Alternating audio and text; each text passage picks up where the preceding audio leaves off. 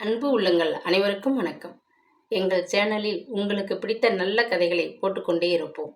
எங்கள் சேனல் வளர்ச்சியடைய ஆதரவு தருமாறு அன்புடன் கேட்டுக்கொள்கிறேன். காலையிலிருந்து பகல் பொழுதிற்குள் சியாமலா மாடிக்கும் கீழுக்கும் பல முறை ஏறி இறங்கி சோர்ந்து போய்விட்டிருந்தாள். நல்ல வேளை, கல்யாணம் பிள்ளை வீட்டார்களின் பொறுப்பாக போய்விட்டது. ஒரு நிச்சயதார்த்தம் செய்து முடிக்க இத்தனை பாடா? தனக்குள் எண்ணியபடி முடிவாக கீழே இறங்கி வந்தாள். சமையலறையிலிருந்து கம்மென்று நெய்யில் முந்திரி பருப்பு வறுபடும் மனம் முகத்தில் மோதியது. நிச்சயதார்த்த வைபவத்திற்கு 2 நாட்கள் தான் இருந்தன. அதற்கு தேவைப்பட்ட பலகாரங்களை செய்து முடிக்க சமையல் ஆளுக்கு உதவ வந்திருந்தவர்களின் கசமுச பேச்சும் காலடி ஓசையும் கரண்டிகளும் தட்டுகளும் எழுப்பிய சத்தமும் அவளுக்கு தலைவேதனையாகத்தான் இருந்தது. அலுவலகத்திலிருந்து ஏகாம்பரத்தின் பிஏ அனுப்பி வைத்த ஒரு இளைஞன் அழைப்பிதழ்கள் அனுப்பப்பட்ட விவரம் அடங்கிய ஒரு பட்டியலை வைத்துக்கொண்டு முன்னறையில் காத்திருந்தான். அதை சரிபார்க்க வேண்டிய வேலை காத்திருந்தது. இதற்கிடையில் சமையற்காரர் தயாரித்த பலகாரங்களில் சிலவற்றை ஒரு தட்டில் வைத்து எடுத்துக்கொண்டு ஓடி வந்தார். பாதாம் கேக்கி ஒரு துளி வாயில் போட்டுக்கொண்டு சொல்லுங்க, பதம் சரியான்னு சொன்னா மனதுக்கு திருப்தியாக இருக்கும். அப்படியே ஜாங்கிரியை கொஞ்சம் ருசி பார்த்துட்டா தேவலை. மிக்சருக்கு உப்பு காரம் சரின்னுட்டா எடுத்து வச்சிடலாம். காலையிலிருந்து அவர் கேட்ட சர்க்கரை, நெய், ஏலக்காய், குங்குமப்பூ என்று ஜாமான்களை எடுத்து கொடுத்து அவள் கைகளும் கால்களும் ஓய்ந்து விட்டிருந்தன. தயாராகிவிட்ட பலகாரத்தை ருசி பார்த்து நாக்கு மறுத்து போயிருந்தது. அழைப்பிதழ் பட்டியலை சரிபார்த்து அந்த இளைஞனை அனுப்பிவிட்டு அவள் உள்ளே திரும்பும் முன் தையற்காரர் நிச்சயதார்த்தத்துக்கு தைத்து விட்டிருந்த ரவிக்கு பார்சலுடன் வந்து விட்டிருந்தார். அளவுகள் சரியா என்று பார்த்து அவருக்கு கூலி கொடுத்து அனுப்ப வேண்டிய வேலை தொடர்ந்தது. சாதாரணமாக வீட்டோடு கொண்டாடிய ரம்யாவின் பிறந்த நாட்கள் போது உற்சாகத்தில் ஆர்ப்பரித்து அமர்க்கலப்படுத்திவிடும் வழக்கமுடைய ஏகாம்பரம் இப்போது இவ்வளவு பெரிய விசேஷம் நெருங்கி கொண்டிருக்கும் நிலையில் பட்டும் படாதவராக இருந்தார். அவரது மனநிலை சியாமலாவுக்கு புரிந்துவிட்டிருந்தது. குற்ற உணர்வில் அமைதியின்றி அவர் தவித்து கொண்டிருந்தார். ஆனால் மகள் ரம்யா, அவளுக்கு என்ன வந்துவிட்டது? இது அவளுடைய நிச்சயதார்த்த வைபவம். அப்படியிருந்தும் கொஞ்சம் கூட சிரத்தையின்றி மாடி அறையில் ஒரு புத்தகத்துடன் உட்கார்ந்திருப்பதை காண தாயாருக்கு எரிச்சலாகத்தான் இருந்தது. பொறுப்புகள் அனைத்தையும் அவள் ஒருத்தியின் தலையில் தள்ளிவிட்டு யாரும் உதவிக்கு வராது விலகி போய் கொண்டு நிற்பது நியாயமா? ஓவென்று கூச்சலிட்டு போங்கள் எல்லோரும் என்று ஆட்களை விரட்டிவிட்டு படுக்கையில் போய் விழுந்து போர்த்தி கொண்டு தூங்க வேண்டும் போன்ற அலுப்பில் அவள் தவித்து கொண்டிருந்தாள். பொறுமையின் எல்லை தேய்ந்து அவள் ஓங்கிய குரலில் மகளை கூப்பிட்டு அதட்டி சாட வேண்டும் என்று நினைத்தபோது தொலைபேசி சினுங்கியது. சம்பந்தி அம்மாளின் அழைப்பு. அவர்களுக்கு சுருக்கமாகவே பேச தெரியாது. கல்யாணத்தில் அவர்கள் வீட்டு வழக்கங்கள், சாங்கியங்கள் எல்லாவற்றையும் பற்றி அரை மணிக்கு மேல் அவள் தொணத்து கொண்டிருந்தாள். சியாமலாவுக்கு மற்றற்ற எரிச்சல். சரி, ஆம் என்று மரியாதைக்காக நடுவே முணுமுணுத்தாள். அவள் சிந்தனை முழுவதும் ஏகாம்பரத்தை சுற்றி வட்டமிட்டு கொண்டிருந்தது. முதல் நாள் பகல் உணவுக்கு கூட வீட்டிற்கு அவர் வரவில்லை. இருட்டிய பின்னரே வீடு திரும்பியிருந்தார். காய்ச்சல் அடித்தது போன்று சோர்ந்துவிட்டு அவரது முகத்தை பார்த்த சியாமலா திடுக்கிட்டு போனாள். ஆபீஸில் என்னவோ நடந்து விட்டிருக்கிறது. அது என்ன? குழப்பத்துடன் அவள் காஃபி டம்ளரை தானே எடுத்துக்கொண்டு மாடிக்கு விரைந்தாள். சோபா ஒன்றின் மீது பத்திரிகையுடன் சாய்ந்து கொண்டிருந்த ஏகாம்பரம் நிமிர்ந்து கூட பார்க்கவில்லை. பல ஆண்டுகள் அவரது மனைவியாக நெருங்கி வாழ்ந்து விட்டிருந்த அவளுக்கு அவரை ஓரளவு கூடவா தெரியாது? இது பணம் பற்றிய பிரச்சனையே இல்லை. அவரது கௌரவத்தை பாதிக்கும் விஷயமாகத்தான் இருக்க வேண்டும். ஒரு சமயம் அன்று அவள் பார்த்த அந்த கடிதத்தை பற்றி சங்கதியாக இருக்குமோ? மண்டைக்குள் ஓடிய இரத்த நாளங்கள் விம்மி வெடித்து விடுவது போன்றதொரு வேதனை அவளுக்கு. காஃபி டம்ளரை அருகில் இருந்த முக்காலி மீது வைத்துவிட்டு பீரோவை திறந்து நகைப்பெட்டியை தூக்கி கொண்டு வந்தாள். இது நீங்க பார்க்கலையே, சம்பந்தியம்மா உங்ககிட்ட காண்பிக்க சொல்லி கொடுத்துட்டு போனாங்க. நிச்சயத்தின் போது நம்ம பெண்ணுக்கு அவங்க போட போற பூரா நகையும் இதுல இருக்கு. எல்லாம் வைரத்தில் செய்தவை. ரம்யா ரொம்ப அதிர்ஷ்டசாலி பார்த்தீங்களா? வைரக்கூட அடிச்சு வச்சிருக்காங்க. கலகலவென்று சிரித்தபடி பெட்டியை திறந்து காட்டி மேஜை மீது வைத்தாள். தலையை நிமிர்ந்து அவளை அசட்டையாக பார்த்தார் ஏகாம்பரம். இதெல்லாம் பெண்கள் விவகாரம், என்னிடம் காட்ட வேண்டிய அவசியம் இல்லையே. உற்சாகமற்ற அவரது பேச்சு சியாமலாவுக்கு மிக்க மனத்தாங்கலாகத்தான் இருந்தது. செய்கிற குற்றத்தை தாம் செய்துவிட்டு மற்றவர்களிடம் கடிந்து கொள்கிறாரே, நல்ல நியாயம். தனக்குள் குமுறினாள். நகைப்பெட்டியை மூடி பத்திரமாக இரும்பு பீரோவில் வைத்து பூட்டினாள். மறுநாள் காலை சம்பந்தி அம்மாளுக்கு என்ன செய்வது? கணவர் அவைகளை பார்த்து மிகவும் மகிழ்ந்து போனார். சம்பந்திகளின் தாராள மனதை பற்றி வெகுவாக புகழ்ந்தார். ரம்யா கொடுத்து வைத்தவள் என்று கொண்டாடினார். சில பொய்களைச் சொல்லி சமாளித்தாக வேண்டும் என்று தனக்குள் எண்ணிக்கொண்டார். அன்றைய வைபவத்திற்கு தேவையான பூவிற்கு கடைக்காரரிடம் ஏற்பாடு செய்ய வேண்டிய வேலை இன்னமும் பாக்கியாக இருந்தது. அவசரமாக வெளியே செல்ல அவள் தயாரானாள். பாதாம் கேக் என்றால் ஏகாம்பரத்திற்கு மிகவும் பிடிக்கும். பகல் உணவுக்கு கூட வீட்டுக்கு வராது அவர் மனச்சங்கடத்தில் உழல்வதை எண்ணி அவள் தனக்குள் வேதனைப்பட்டு கொண்டாள். உண்மையை அவளிடம் சொல்லி அவர் ஆறுதல் அடைய முடியும். மனம் விட்டு பேசும்பொழுது அந்த பிரச்சனையின் கனம் குறையும். அதை விட்டுவிட்டு அவர் தமக்குள்ளே எண்ணி தவித்து கொண்டிருக்கிறார். தெரிந்தும் தெரியாமலும் அவளும் வீணாக வேதனைப்பட்டு கொண்டிருக்கிறாள். அன்பான கணவன் மனைவியிடையே ஒரு அசம்பாவிதம் தேவையா? அவரை பார்க்க வேண்டும் போல, பேச வேண்டும் போல ஒரு துடிப்பில் அவள் கிளம்பினாள். ஒரு பிளாஸ்டிக் டப்பாவிற்குள் பாதாம் கேக் துண்டங்கள் சிலவற்றை எடுத்து வைத்து மூடி எடுத்துக்கொண்டு புறப்பட்டாள். பூக்கடையில் மாலைகளுக்கும் அன்றைய தேவையான மலர்ச்சரங்களும் ஏற்பாடு செய்து பணம் கொடுத்துவிட்டு காரை கணவரது அலுவலகத்திற்கு ஓட்டச் சொன்னாள். சாதாரணமாக சியாமலா கணவரை தேடிக்கொண்டு அந்த அலுவலகத்திற்கு அதிகம் வந்ததில்லை. இதற்கு முன்னர் 2 தடவைகள் தான் வந்திருக்கிறாள்.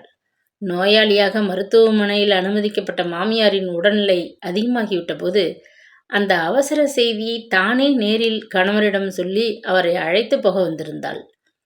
ரம்யா கான்வென்ட் பள்ளியில் படிக்கும் பொழுது வகுப்பில் முதல் மாணவியாக பரிசு பெற்ற மகிழ்ச்சியை தாழ முடியாது குழந்தையையும் பரிசையும் கணவரிடம் காட்டி ஆனந்தப்பட ஓடோடி ஒரு முறை அலுவலகத்திற்கு வந்திருக்கின்றாள். திருமதி ஏகாம்பரத்தை கண்ட ரிசப்ஷனிஸ்டுக்கு ஒரே வியப்பு. பம்பாயிலிருந்து ஒரு பெரிய வாடிக்கைக்காரர் வந்திருந்தார். பேச்சுவார்த்தை முடிந்ததும் அவரை வழி அனுப்பி வைக்க விமான நிலையத்திற்கு போயிருக்கிறார். 1 மணி நேரத்தில் வந்துவிடக்கூடும். மெல்லியதாக சிரித்த ரிசப்ஷனிஸ்ட் பிஏவை போனில் அழைத்தாள். மேனேஜிங் டைரக்டரின் மனைவியை கண்டதும் பிஏ உடன் டைரக்டரின் அறையில் அமரச் செய்து குளிர்பானம் தருவித்து கொடுத்து உபசரித்தார். ஏதாவது தேவைப்பட்டால் பசரை அழுத்தினால் வந்து உதவ முடியும் என்று சொல்லி பணியுடன் விடைபெற்று கொண்டு அப்பால் மறைந்தாள். கணவரை சந்தித்து பேச வேண்டும் என்று ஆவலுடன் வந்த சியாமலாவுக்கு சிறிது ஏமாற்றமாக தான் இருந்தது. மேஜை மீது கிடந்த வார பத்திரிகை ஒன்றை எடுத்து பக்கங்களை புரட்டி கொண்டு பொறுமையுடன் அவர் வரவுக்காக காத்திருந்தாள். திடீரென்று அவள் கையருகே இருந்த சிகப்பு வண்ண தொலைபேசி கிணுகிணுத்தது. அது அவள் கணவரது அந்தரங்க தொலைபேசி என்பது அவளுக்கு தெரியும். ரம்யா ஒரு சமயம் தன் தந்தையிடம் பேச அழைக்கிறாளோ? அப்பாவுடன் நாளைக்கு ஒரு தடவையாவது பேசாவிட்டால் அவளுக்கு பொழுதே போகாதே. தனக்குள் முழுவடித்தபடி தொலைபேசியை எடுத்து காதில் வைத்து கொண்டாள். உதட்டை குவித்து ஹலோ என்று அழைக்கும் முன் மறுபுறத்தில் அதட்டலாக ஒலித்தது அந்த புதிய குரல். ஒரு பெண்ணின் அதிகாரமான குரல். அவளை திடுக்கிடச் செய்தது. நான் தான் சௌதாமணி பேசுகிறேன். மறுபக்கத்திலிருந்து வந்த அறிமுகத்தை கேட்டதும் சியாமலா அதிர்ந்து போனாள். நான் சித்த முன்ன கூப்பிட்டப்போ டக்குன்னு ஃபோனை வச்சிட்டியே. என் குரல் உனக்கு இப்போ அத்தனை கசக்கிறது. மறுபடியும் நான் கூப்பிட மாட்டேன்னு நினைச்சியா? எத்தனை பிடிவாதக்காரின்னு உனக்கு தெரியாதா? நாளை மறுநாள் தான் உன் பெண்ணுக்கு நிச்சயதார்த்த வைபவத்தை ரொம்ப விமரிசையாக கொண்டாடப் போறேன்னு எனக்கு தெரியும். நண்பர்களுக்கும் உறவினர்களுக்கும் பொதுவாக ஒரு அழைப்பு பத்திரிகையிலே வெளியிட்டிருக்கியே, பார்த்தேன். மகளுக்கு மேன்மையான வாழ்வு கொடுக்க எப்படி துடிக்கிற. ஆனால் நம் மகன் கௌசிக்கின் மேல கடுகளவு கூட உனக்கு கருணை இல்லையே. அதை நினைச்சு என் மனம் நெருப்பா எரியுது. 2 நாளில் அவனை நேரே போய் பார்க்க போறேன். நீ வாக்கு கொடுத்திருந்தபடி அவனுக்கு நல்ல வாழ்வு கல்வி வசதி செய்திருந்தால் உன் குற்றங்களை மன்னிச்சிடுவேன். உன் வழிக்கு வரமாட்டேன். ஒண்ணுமே செய்யாது அவனை நீ ஒதுக்கி இருந்தேன்னு தெரிஞ்சா உன்னை நான் சும்மா விட மாட்டேன். பயமுறுத்தல, உண்மையை சொல்றேன். என் மகனை வாழ விடாது நீ நாசமாக்கி இருந்தால் உன் மகள் வாழ மாட்டாள், தெரிஞ்சுக்கோ.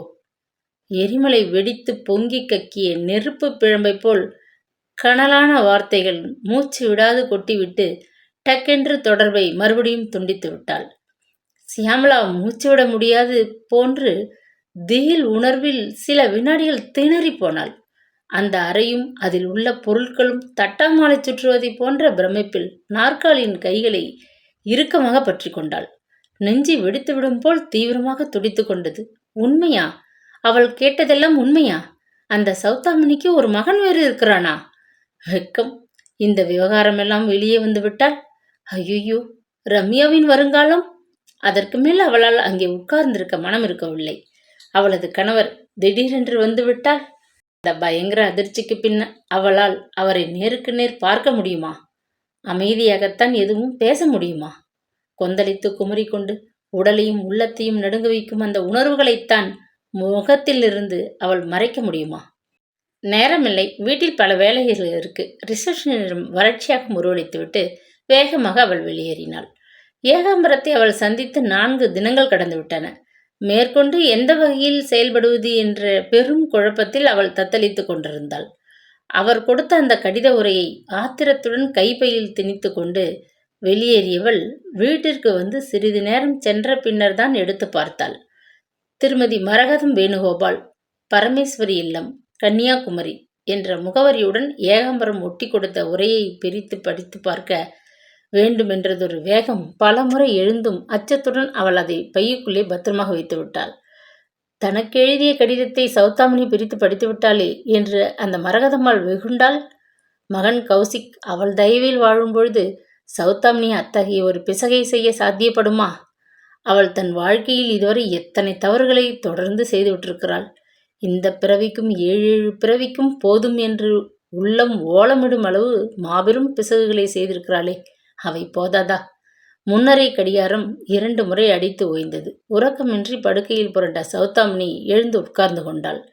திரைச்சீலைகள் ஓரமாக ஒதுக்கப்பட்டிருந்த ஜன்னல் வழியே வெளியே அப்பிக்கொண்டிருந்த இருளை வெறித்தாள். அவளது வருங்காலத்தைப் போல வானமும் கருமை அப்பிக்கொண்டிருந்தது. பெருமூச்சுடன் முழங்கால்களை இறுக பற்றி கொண்டு தலையை சோர்வுடன் அதன் மீது கவிழ்த்து கொண்டாள். கடந்த கால சம்பவங்களை எண்ணி தன்னைத்தானே சாடிக்கொண்டு முதல் நாள் முழுவதும் பல முறை தனியே குமுறி அழுததன் விளைவாக கண் இமைகளில் ஒரே எரிச்சல். அவளது நெஞ்சில் அந்த துன்ப நினைவுகள் நெருப்பாக கனன்று கொண்டிருந்தன. ஆயுள் கைதிகளுக்கு 14 ஆண்டுகள் சிறைவாச தண்டனை என்பது விதிமுறை. ஆனால் பெரும்பாலானவர்களுக்கு அதிலே கொஞ்சம் குறைப்பு ஏற்பட்டு விடுதலை முன்னதாகவே கிடைத்து விடுவது உண்டு. சௌதாமணிக்கும் அந்த சலுகைகள் கிட்டியிருக்க முடியும். ஆனால் அவளே அந்த அரிய வாய்ப்பை தனது ஆத்திரமான செய்கைகளினால் அழித்து கொண்டு விட்டாள். கைதி பொன்னியை கைத்தொட்டு அடித்தது அவள் செய்த பல தவறுகளில் ஒன்று. அந்த குற்றத்திற்காக பரோல் ரத்தாகி அவள் எதிர்பார்த்தபடி வீட்டுக்கு 1 மாத காலம் போக முடியாமல் சிறைவாசம் தொடர்ந்தது. அப்படியும் அவளுக்கு புத்தி வந்ததா? சிறை தலைவி 2 மாத லீவில் ஊருக்கு போயிருந்த சமயம் சிறையை மேற்பார்வையிட தற்காலிகமாக பொறுப்பேற்ற கண்டிப்பும் கடுமையுமான புதிய தலைவி வந்தபோது அந்த சம்பவம் நடந்தது. சிறைக்கு புதிதாக சில கைதிகள் வந்து சேர்ந்திருந்தனர். உணவு நேரத்தின் பொழுது கட்டுப்பாடுகளை மீறி அவர்களிடையே கசமுசவென்றதொரு சிறு குழப்பம் ஏற்பட்டது. அவர்களில் மிகவும் துணிச்சலும் வாயாடித்தனமும் கொண்ட செல்விதான் அந்த குழப்பத்திற்கு காரணம். சண்டையை துவக்கியவளும் அவளைதான். எல்லோரும் வரிசையா நிக்கணும். நேத்தே வார்டர் சொல்லியிருந்தாங்களே, மறந்து போச்சா? சௌதாமினி அவர்களை ஒழுங்குபடுத்த முயன்றாள். செல்விக்கு கோபம் பொத்து கொண்டு வந்தது. ஆயுள் கைதியா இருந்துக்கிட்டு வார்டர் போல நினைச்சுக்கிட்டு நொட்ட பேசுறியே, வாயை மூடு, உறக்க கத்தினாள். நான் ஒன்றும் தப்பா சொல்லலையே. ஒழுங்கை சொல்லித்தர உனக்கு என்ன யோகிதை இருக்கு? உன் சங்கதி பூராவும் எனக்கு தெரியும். உன் கேஸ் விவரமெல்லாம் நான் வெளியிலே இருக்கும்போதே கேள்விப்பட்டிருக்கிறேன். இங்கே வந்து மிச்ச சொச்சத்தையும் மற்றவங்க சொல்லி தெரிஞ்சுக்கிட்டேன். உன் சங்கதி பூரா எனக்கு தெரியும். ரொம்ப துள்ளாதே. முகம் சிவந்து போன சௌதாமினி கோபத்துடன் செல்வியை முறைத்தாள். கிளுகிளுவென்றதொரு சிரிப்பு கைதிகளின் வரிசையில் அலையாக பரவியது. சௌதாமினின் உடல் முழுவதும் ஆத்திரம் அனலாக படர்ந்தது. இவ என்னவோ காலேஜ் வரை படிச்சவளாம். அந்த படிப்பை கொண்டு உடைப்பில் போடு. திருட்டு பிள்ளை பெத்து வச்சுக்கிட்டு இங்கே ரோஷக்காரி போல வேஷம் காட்டுறா. ஆயுள் கைதி என்று இடித்து பேசியதை கூட சௌதாமினி பொருட்படுத்தவில்லை. அவள் ஆசை மகன் கௌசிக்கை திருட்டு பிள்ளை என்று மட்டப்படுத்தி பேசியதை கேட்க அவளால் பொறுக்க முடியவில்லை. தலைவி கொடுத்திருந்த எச்சரிக்கையை மறந்து பொங்கி வந்த கோபத்தை அடக்க முடியாமல், என்ன சொன்ன என்று ஆவேசமாக செல்வியை நெருங்கினாள். சொன்னேன் உன் மண்டவளத்தை. பெருசா அதட்டினா பயந்துடுவேனா? கொக்கரித்தாள் செல்வி. அடுத்த நிமிஷம் சௌதாமினி தன் கையில் பிடித்திருந்த தட்டை ஓங்கி செல்வியின் தலையில் பல முறை வேகமாக அடிக்க, செல்வி கூக்குரலிட மற்ற கைதிகள் வரிசையிலிருந்து பிரிந்து கூவி குழப்ப எல்லோரையும் அதட்டி ஒழுங்கு செய்ய வார்டர் குறுக்கே புகுந்தார். கோபத்தில் தன்னையே மறந்து விட்டிருந்த சௌதா முன்பின் சிந்திக்காது வார்டரை பிடித்து அப்பால் தள்ளிவிட்டாள். கீழே விழுந்ததில் வார்டருக்கு வேறு தலையில் காயம். இந்த நிகழ்ச்சியினால் கோபமடைந்த தலைவி அவள் மீது ஒரு கடும் விசாரணை நடத்த ஏற்பாடு செய்துவிட்டார். இந்த முறையும் தலைவியே விஷயத்தை கையாளுவது என்று தீர்மானிக்கப்பட்டது. சௌதாமணி செய்த குற்றம் முன்னதை விட கடுமையானதாக கருதப்பட்டது. மற்றொரு கைதியை அடித்து காயப்படுத்தி குழப்பம் செய்த குற்றம், கடமையை செய்ய முன்வந்த வார்டரை தாக்கிய குற்றம் என்று அவளது நடத்தை மீது பல கரும்புள்ளிகள். அவளது ஒழுங்கற்ற நடவடிக்கைக்காக அவள் மறுபடியும் 15 நாட்கள் தனிச்சிறையில் வைக்கப்பட்டாள். அவளது குறிப்பேட்டில் தலைவி கடுமையாக தனது அபிப்பிராயங்களை பதிவு செய்துவிட்டு போயிருந்தார். அதன் பயன் சாதாரணமாக மற்ற கைதிகளுக்கு கிடைத்த தண்டனை குறைப்பு சலுகை அவள் வரை ரத்தாகி ஆயுள் தண்டனையின் முழு காலத்தையும் அவள் சிறையில் கழிக்க நேரிட்டது. பெரும் துர்பாகியம்தான். அவள் மட்டும் அந்த 2 தடவைகளும் ஆத்திரத்தில் தன் புத்தியை இழக்காதிருந்தாள். பரோலில் வெளிவந்து மகனை பற்றிய விவரத்தை தாத்தாவிடமிருந்து ஓரளவு அறிந்து கொண்டு விட்டிருப்பாளே. 14 ஆண்டுகளுக்கு முன்னதாகவே சலுகை பெற்று வெளிவந்திருந்தால் மகனுடன் சேர்ந்து வாழும் பாக்கியத்தை முன்னதாகவே பெற்றிருப்பாள். இப்ப அவனை தேடிக்கொண்டு அலைய வேண்டியதொரு துயரம் ஏற்பட்டிருக்காது. அடக்க மாட்டாத கோபத்திலே தன்னையே அழித்து கொண்டாள் அவள். சின்ன வயதிலிருந்தே அவள் இப்படிப்பட்டதொரு ஆத்திரக்காரி. உயிருக்குயிராக நேசித்த தாயுமானவர் முடிவில் வேறு ஒருத்தியை மணந்து கொண்டபோது அடக்க மாட்டாத ஆத்திரத்தில் அவரை பழிவாங்கும் எண்ணத்துடன் மடத்தனமாக ஏகாம்பரத்தின் வலையில் விழுந்தவள்தானே. முட்டாள். தொடர்ந்து செய்த பல தவறுகளால் காலத்தை வீணே நழுவவிட்டு இப்பொழுது வருந்து என்ன பயன்? எத்தனையோ அடக்கியும் அவளது கண்களில் பொங்கிய கண்ணீர் கன்னங்களை கோட்டிட்டன. கைகள் மீது துளிகளாக உதிர்ந்த கண்ணீரை துடைத்து கொண்டு அவள் நிமிர்ந்து மீண்டும் ஜன்னல் வழியே தோட்டத்தின் இருளை வெறித்தாள். கொலை வழக்கின் பொழுது அவள் பக்கம் வாதாட அமர்த்தப்பட்ட வக்கீல் கோவிந்தராஜனின் முகம் திடீரென்று நினைவில் வந்து நின்றது. காதோர முடி நரைத்து இங்கும் அங்கும் வெள்ளி கம்பி ஓடிய கிராப்பு தலையும், கண்களை மறைத்த தடிமனான ஃப்ரேம் மூக்கு கண்ணாடியும், முன் தூக்கிய பற்களுமான கோவிந்தராஜன் பளிச்சென்று நினைவில் தெரிந்தார். எத்தனை தடவை அவளிடம் நயமாக அவர் பேசி பார்த்தார். நடந்த விவகாரத்தில் எங்கேயோ ஓரிடத்தில் நீங்கள் சொல்லும் விவரம் முழுவதும் பொருத்தமாக இல்லை. வக்கீலிடமும் வைத்தியரிடமும் பொய் சொல்லக்கூடாதம்மா. மனதில் எதையும் மறைத்து வைக்காமல் எல்லாத்தையும் சொல்லிவிடு. அந்த ஹோட்டல் அறைக்கு முருகதாசியா சந்திக்க போனீங்க? ஆமாம் ஆமாம். எத்தனை தடவை ஆமான்னு சொல்றது? எரிச்சல் பட்டாள். கோவச்சிக்கிறது லாபமில்லை. கூண்டிலே நிறுத்தி வச்சு எதிர்த்தரப்பு வக்கீல் கூறு போட்டு விடுவார். அதனால நம்ம பக்கம் எல்லா விவரமும் ஒழுங்கா தெரிஞ்சிருந்தால் நமக்கு ஒத்தாசையாக இருக்கும். அந்த பிடிவாதம் பூரா விவரத்தையும் சொல்லாது அவள் தனக்குள்ளே அடக்கி வைத்து கொண்ட விபரீதம் எத்தனை பெரிய தவறு!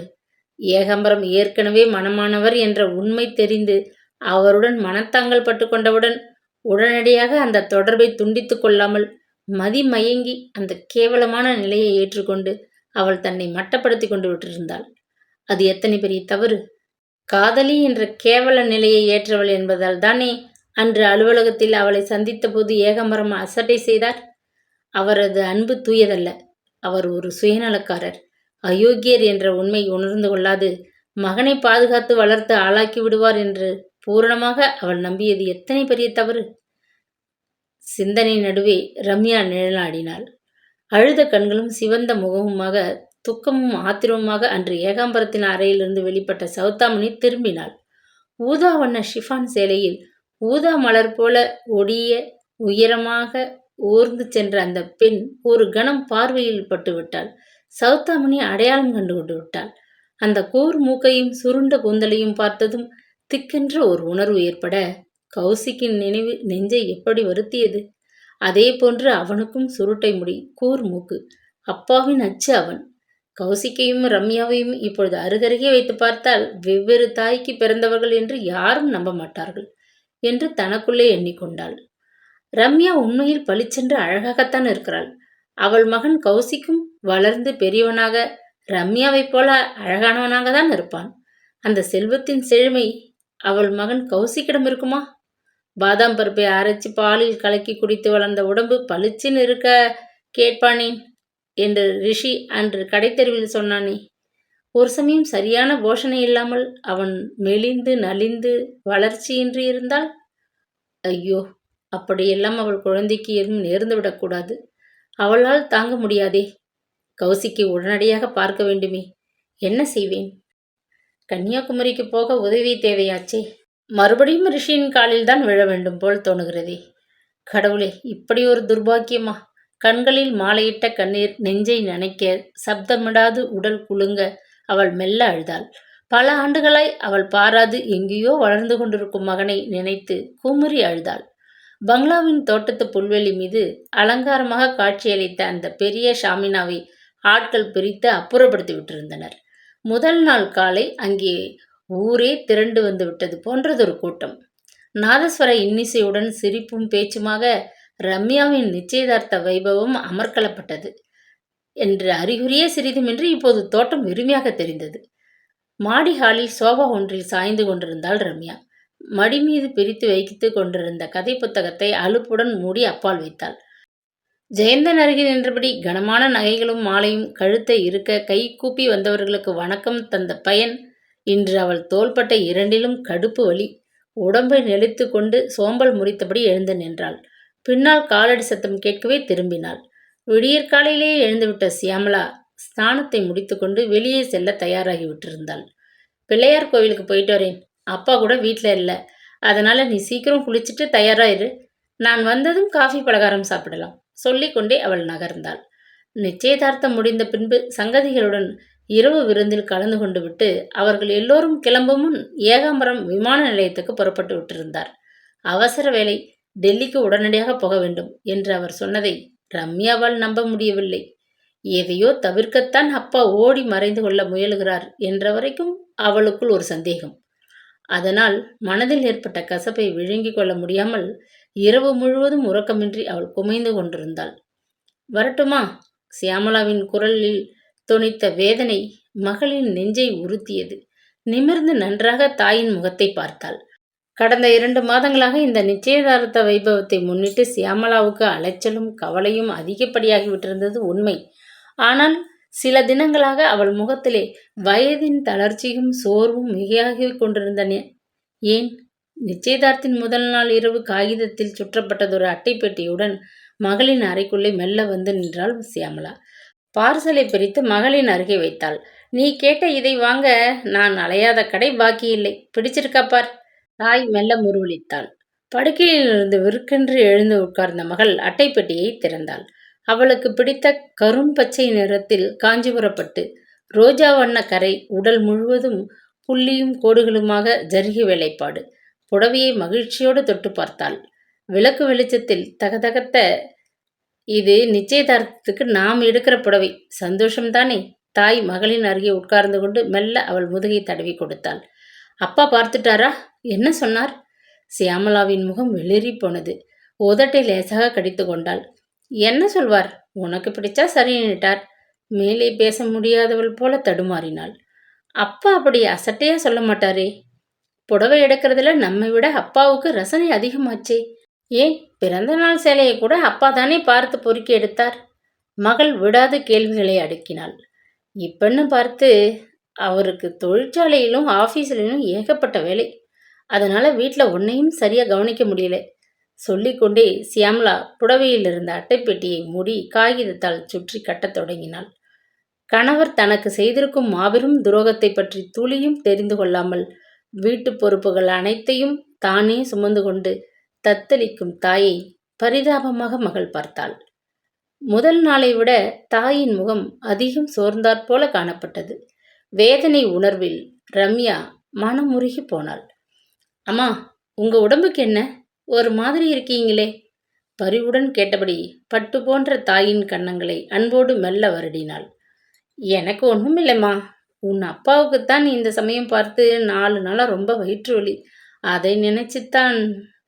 மேலே பேச முடியாமல் சியாமளா திணறினாள். மகளின் கரங்களை மெல்ல நகர்த்திவிட்டு புடவை பார்சலை தூக்கி கொண்டு வெளியே செல்ல எத்தனித்தாள்.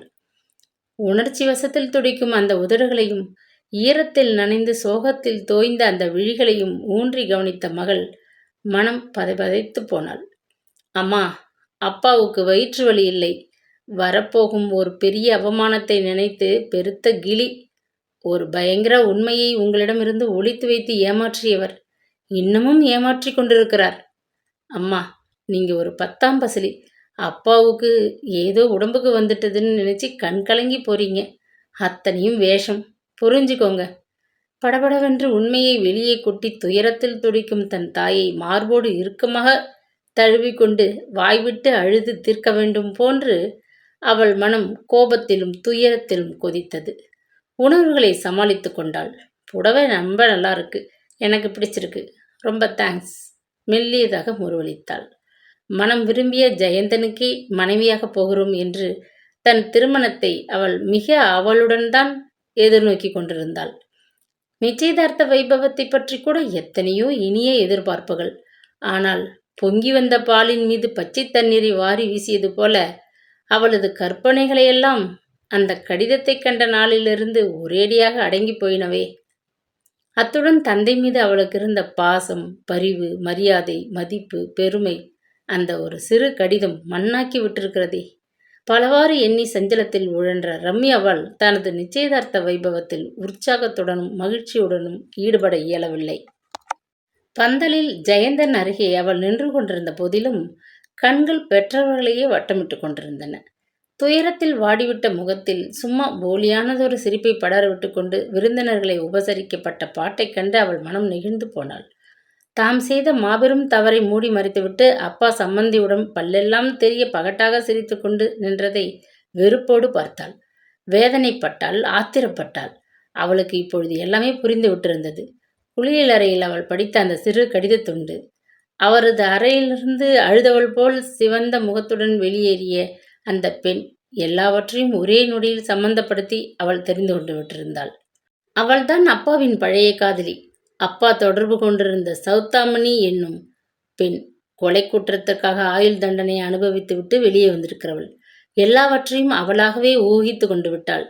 சௌதாமணி அப்பாவிடம் உதவி தேடிக்கொண்டு வந்திருக்கிறாள். அவர்கள் இருவருக்கும் இடையே வாக்குவாதம் ஏற்பட்டு வார்த்தைகள் தடுத்திருக்க வேண்டும். அப்பாவின் கடும் சொற்களால் பாதிக்கப்பட்டு அந்த சௌதாமணி அழுது கொண்டே வெளியேறியிருக்கிறாள். காதலில் தோல்வியடைந்த பெண்ணின் உள்ளம் நரகத்தின் நெருப்பை விட கொடுமையானது. யாரோ சொன்னதை ரம்யா கேள்விப்பட்டிருக்கிறாள். கொலை குற்றம் புரிந்தவள் சௌதாமணி துணிச்சல்காரியாகத்தான் இருக்க வேண்டும். தமது அந்தஸ்தை காட்டி அப்பா அவளை அடக்க முயன்றதை வெறுத்து அவள் வஞ்சம் தீர்த்து கொள்ள புறப்பட்டு விட்டாள். நேரே அம்மாவை வந்து சந்தித்து பயமுறுத்தி ஆட்டி படைக்கத் தொடங்கினாள். ஏற்கனவே களைத்து சோர்ந்து நலிந்து விட்டிருக்கும் சியாமலாவால் இப்படிப்பட்டதொரு அதிர்ச்சியை தாங்கிக் கொள்ள முடியுமா? இப்பொழுது அவள் என்ன செய்ய முடியும்? வெளியே சொல்லிக்கொள்ள முடியாத வேதனையாக இருக்கிறதே. தவித்தபடி ஹாலுக்குள்ளே முன்னும் பின்னும் வெகு நேரம் கனத்த மனதுடன் உலாவினாள். அப்பொழுதுதான் திடீரென்று அந்த எண்ணம் தோன்றியது. காஃபி பலகாரம் சாப்பிட்ட பின்னர் ரம்யா அம்மாவிடம் உத்தரவு போட்டாள். அவசரமாக அவளுக்கு ஒரு ஒப்பனை பொருள் தேவை. அண்ணா சாலை வரை போய்விட்டு அரை மணியில் திரும்பி விடுவதாக வாக்களித்திருந்தாள். தேனாம்பட்டையில் அந்த பகுதிக்கு வந்ததும் டிரைவரை காருடன் ஒரு பக்கமாக காத்திருக்க சொல்லிவிட்டு அவள் மட்டும் இறங்கி அந்த சந்திற்குள் விரைந்தாள். நம்பிக்கை அலுவலகத்தின் வரவேற்பறையில் ரிசப்ஷன் மேஜைக்கு பின்னால் நின்ற வாலிபனின் விழிகள் ஒரே வியப்பு. ரிஷியை தேடிக்கொண்டு வந்திருக்கும் இந்த அழகி யார்? அப்படி உட்காருங்க, உபசரித்துவிட்டு பையா இங்கே வா என்று குரல் கொடுத்தான். வேலை நடுவே ஏற்பட்ட குறுக்கீட்டில் மற்றற்ற எரிச்சலுடன் வேகமாக எழுந்து வெளியே வந்தான். அவளை கண்டுவிட்டு திடுக்கிட்டு போய்விட்டான். ரிஷிக்கு அவனை தேடிக்கொண்டு அவள் அங்கே வந்திருப்பதன் நோக்கம்? அவன் மனம் பரபரத்தது. பற்கள் பளிச்சிட முறுவலித்தபடி வணங்கினான். நிச்சயதார்த்த அழைப்பிதழ் அனுப்பியிருந்தோம், நீங்க வரலையே? சகஜமாக கேட்டுவிட்டு எழுந்து வணக்கம் தெரிவித்தாள் ரம்யா. ஆசிரியருக்கு என்று வந்த அழைப்பதை பார்த்தேன். இதெல்லாம் பெரியவங்களுக்கு, நமக்கில்லைன்னு ஒதுங்கிக்கிட்டேன். இந்த பத்திரிகையில நீங்க ஒரு பெரிய நிருபர்னு கேள்வி. யார் சொன்னது? நிருபர் வரிசையில் நான் கடைசியிலே நிற்கும் ஒரு சிறு புள்ளி. நிச்சயத்தின் போது எடுத்த படத்தை பத்திரிகையில் போடணும்னு கேட்க வந்திருக்கீங்களா? கண்கள் பளிச்சிட மெல்ல சிரித்தான் அவன். இல்லை, உங்கள் பத்திரிகையிலே கொஞ்ச நாளைக்கு முன் வந்த ஒரு செய்தியை பற்றி மேற்கொண்டு விசாரிக்க வந்திருக்கிறேன். ரிஷி மௌனமாக அவளை ஊன்றி பார்த்தான். அவனுள் லேசாக ஒரு திகைப்பு. சௌதாமணியின் ஒரு ஆயுள் கைதி விடுதலையாக போகிறத பற்றி உங்கள் பத்திரிகையில் படத்தோட வெளியிட்டிருந்தீங்களே, ஞாபகம் இருக்கா? அந்த அம்மா இப்பொழுது எங்கே தங்கியிருக்காங்க? உங்களுக்கு ஏதாவது விவரம் தெரியுமா? கேட்டாள் அவள். வியப்பை அடக்கிக் கொண்டு மெல்லியதாக முறுவலித்தான் ரிஷி. அவங்க இங்கே சென்னையில் தான் இருக்காங்க, நல்லா தெரியும். அவங்கள நீங்க தேடிக்கொண்டு போறதுக்கு காரணம் எனக்கு சொல்ல முடியுமா? ஒரு பத்திரிகை நிருபங்கிற நிலையில கேட்கிறேன். சொல்ல முடியும். ஆனால் இதையெல்லாம் பத்திரிகையில் போட்டு குழப்பக்கூடாதுன்னு கேட்டுக்கிறேன். எனது திருமணத்தையொட்டி யாராவது ஏழைக்கு ஏதாவது கொஞ்சம் பண உதவி செய்ய விரும்புகிறேன். திடீர்னு இந்த சௌதாமணி அம்மா ஞாபகம் வந்தது. அதனால விசாரிக்க வந்தேன். அப்படியா? மாஜி கைதி ஒருத்தியின் மறுவாழ்வு பற்றி அக்கறை காட்டி உதவ முன் வந்திருக்கீங்க. மிக்க மகிழ்ச்சி. உங்களது புரட்சிகரமான கொள்கையை நான் ரொம்ப பாராட்டுறேன் என்று சொல்லிக்கொண்டே பையில் இருந்த ஒரு சிறு நோட்டு புத்தகத்தை எடுத்தான். அடையாறு பங்களாவின் விலாசத்தை கிறுக்கிவிட்டு தாளை கிழித்து அவளிடம் கொடுத்தான். வராந்தா வரை அவளுடன் கூட நடந்து வழி அனுப்பிவிட்டு சிகரெட் ஒன்றை உருவி பற்ற வைத்து கொண்டான். புடவை தலைப்பை இழுத்து போர்த்தி கொண்டு வேகமாக கேட்டை நோக்கி நடந்து கொண்டிருந்த அவளையே பார்த்தபடி புகைத்து கொண்டு நின்றான். சௌதாமணி அம்மாளின் கதையில் இப்படி ஒரு திருப்பமா? தாங்க முடியாமல் அவன் வாய்விட்டு சிரித்து விட்டான்.